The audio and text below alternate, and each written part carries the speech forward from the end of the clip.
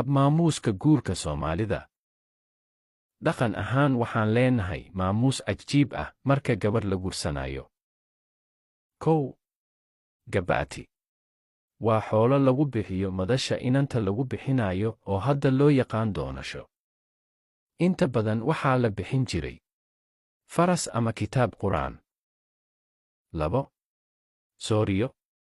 Sooriyadu waxaa la bixiyaa hanti sida lacag, waxaana la bixiyaa xilliga meherka lana siiyo ehelka gabadha. 3. Yaradka. Yaradku waa xoolo la bixiyo marka gabadha la soo guurinayo. Inta badan yaradku waxaa lagu jaangooyn jiray yaradkii hooyadeed laga bixiyey, oo inuu ka bato mooye kama yaraan jirin, oo waxaaba la bixin jiray 100 halaad iyo baarqabkood. 4. Meher. Meherku waa hanti ama maal gabadha